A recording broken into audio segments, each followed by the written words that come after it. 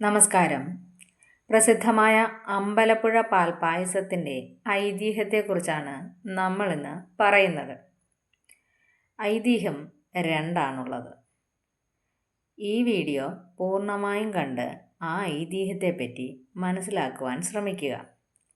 Video ഇഷ്ടപ്പെടുകയാണെങ്കിൽ like ചെയ്യാനും share ചെയ്യാനും സബ്സ്ക്രൈബ് ചെയ്യാനും ഓം നമോ നാരായണ എന്ന് കമൻ്റ് ചെയ്യുവാനും മറക്കരുത്. ചെമ്പകശ്ശേരി രാജാവ് ഒരിക്കൽ സൈനിക ചെലവിലേക്കും മറ്റുമായി ആനപ്രൾ സ്വദേശിയായ ഒരു തമിഴ് ബ്രാഹ്മണനോട് കുറച്ച് നെല്ല് വായ്പ വാങ്ങി.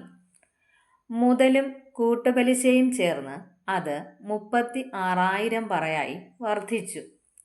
രാജാവിനോട് ബാധ്യത തീർക്കുവാൻ പല പ്രാവശ്യം ബ്രാഹ്മണൻ ആവശ്യപ്പെട്ടിട്ടും ഫലമുണ്ടായില്ല. ഒരു ദിവസം ക്ഷേത്രദർശനത്തിന് രാജാവ് വന്നപ്പോൾ എൻ്റെ കടം തീർക്കാതെ തേവരാണെ അകത്ത് കടക്കരുതെന്ന് ബ്രാഹ്മണൻ വിളിച്ചു പറയുകയുണ്ടായി. സത്യസന്ധനായ രാജാവ് വിഷമിച്ചു. ബുദ്ധിമാനായ മന്ത്രി വിവരമറിഞ്ഞ് ആവശ്യം വേണ്ട നെല്ല് നാട്ടുകാരിൽ നിന്ന് കടം വാങ്ങി കിഴക്കേ നടയിലുള്ള ആനക്കൊട്ടിലിൽ അളന്നു കൂട്ടിച്ചു. ഉച്ചശീവേലിക്കു മുമ്പ് നെല്ല് സ്ഥലത്ത് നിന്നും മാറ്റുന്നതിന് ബ്രാഹ്മണനെ മന്ത്രി നിർബന്ധിച്ചു. മന്ത്രിയുടെ രഹസ്യമായ ആജ്ഞ ഉണ്ടായിരുന്നതിനാൽ ബ്രാഹ്മണന് ചുമട്ടുകാരെയോ വള്ളക്കാരെയോ ലഭിച്ചില്ല. ഉച്ചശീവേലിക്ക് സമയമടുത്തിട്ടും നെല്ല് മാറ്റാൻ നിവൃത്തിയില്ലാതെ വന്നപ്പോൾ ആ ബ്രാഹ്മണൻ പശ്ചാത്താപ വിവശനായി. ആ നെല്ല് മുഴുവൻ അതിൻ്റെ പലിശ കൊണ്ട് നിത്യേന ശ്രീകൃഷ്ണസ്വാമിക്ക് പാൽപ്പായസ നിവേദ്യം നടത്തുവാനായി വഴിപാടായി അർപ്പിച്ചു. ഇതാണ് ഒരൈതിഹ്യമായി പറയുന്നത്. എന്നാൽ മറ്റൊരൈതിഹ്യം കൂടിയുണ്ട്. അത് ഇപ്രകാരമാണ്. ചതുരംഗം കളിക്കുന്നതിൽ ഭ്രമമുണ്ടായിരുന്ന ചെമ്പകശ്ശേരി രാജാവ് തന്നെ തോൽപ്പിക്കുവാൻ മറ്റ് കളിക്കാരെ വെല്ലുവിളിച്ചു. ഒരു സാധു മനുഷ്യനാണ് ആ വെല്ലുവിളി സ്വീകരിച്ചത്. പന്തയം ഇപ്രകാരമായിരുന്നു. രാജാവ് തോറ്റാൽ 64 കളങ്ങളുള്ള ചതുരംഗപ്പലകയിൽ ഒന്നാമത്തേതിൽ 1 നെന്മണി, രണ്ടാമത്തേതിൽ 2, മൂന്നാമത്തേതിൽ 4, ഇങ്ങനെ ഇരട്ടപ്പെരുക്കത്തിൽ 64 കളങ്ങളും പൂർത്തിയാക്കി കിട്ടുന്ന നെല്ല് എതിരാളിക്ക് കൊടുക്കണം. രാജാവിന് ഇത് നിസ്സാരമായി തോന്നി. കളിയിൽ രാജാവ് തോൽക്കുകയും എതിരാളി പന്തയത്തുക കണക്കു തെറ്റാതെ നൽകണമെന്ന് നിർബന്ധിക്കുകയും ചെയ്തു.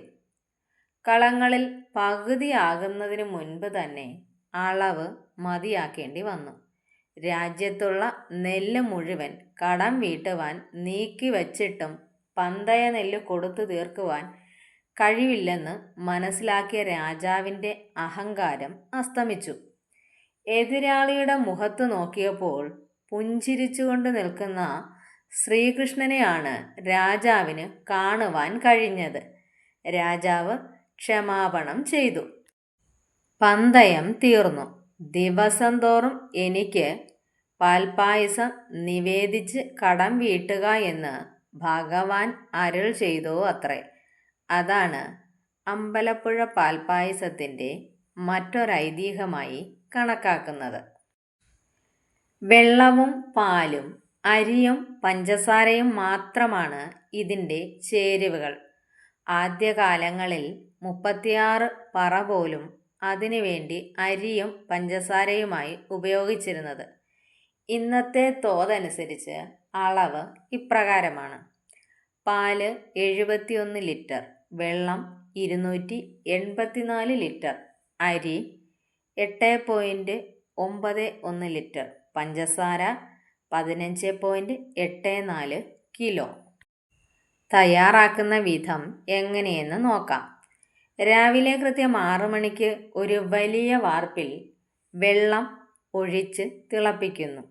1 മണിക്കൂർ കഴിഞ്ഞ് തിളച്ചുകൊണ്ടിരിക്കുന്ന വെള്ളത്തിൽ പാല് ചേർത്ത് സാവധാനത്തിൽ വറ്റിക്കുന്നു. 11 മണിയോടുകൂടി വെള്ളം ഏതാണ്ട് മുഴുവനും വറ്റിക്കഴിയുമ്പോൾ അരി ചേർക്കുന്നു. 1 മണിക്കൂർ കൂടി കഴിയുമ്പോഴേക്കും പാലിൻ്റെ 1/11 ഭാഗം കൂടി വറ്റിയിരിക്കും. അപ്പോൾ പഞ്ചസാര ചേർത്തിളക്കി പകർന്നെടുത്ത് നിവേദിക്കുന്നു. പഞ്ചസാര കൊണ്ടുവരേണ്ട സമയമാകുമ്പോൾ ശാന്തിക്കാരൻ വാസുദേവ എന്ന് വിളിക്കുന്നത് ഇവിടുത്തെ ഒരു ആചാരമാണ്.